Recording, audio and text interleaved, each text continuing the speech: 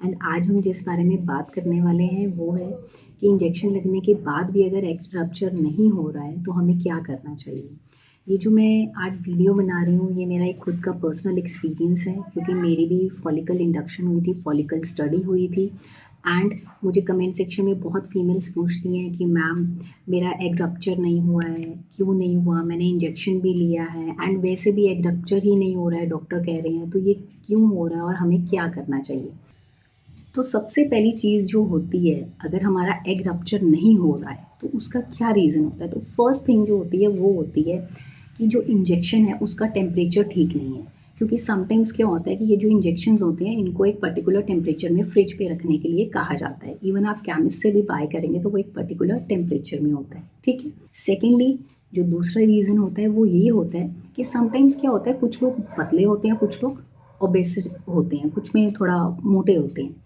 तो ये डिपेंड करता है कि आपको डोजेज कितना दिया जा रहा है। फॉर एग्जांपल किसी को डोजेज देना था 10,000 लेकिन उनको दे दिया 5,000, तो तब भी क्या होगा कि एग रप्चर नहीं होगा। तो ये हो गया सेकंड रीज़न। थर्ड रीज़न जो होता है कि आपका हार्मोन्स का टेस्ट हुआ है कि नहीं हुआ है, ठीक है। जैसे LH हो गया, थायराइड हो गया, फिर FSH हो गया, फिर आपका प्रोलैक्टिन हो गया।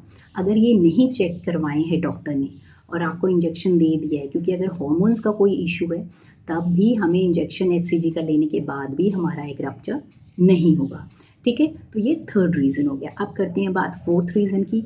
जब हम जा रहे हैं डॉक्टर की तो हमेशा यही सोच के जाते हैं कि हम एक अच्छी जगह पे जाएं और अच्छे से चेकअप हो और डॉक्टर हमें सही गाइड करे, ठीक है। तो क्या होता है कि पावर डॉपलर किया ही नहीं जाता, जिससे ये पता ही नहीं चल पाता है कि फॉलिकल जो है वो उतना मैच्योर्ड था भी कि नहीं था।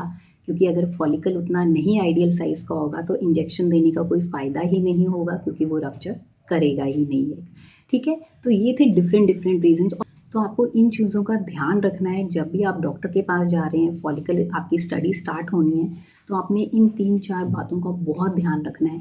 कि सबसे पहला कि आपका जो है फॉलिकल का जो साइज़ है वो 18 से 20 mm होना चाहिए, ठीक है।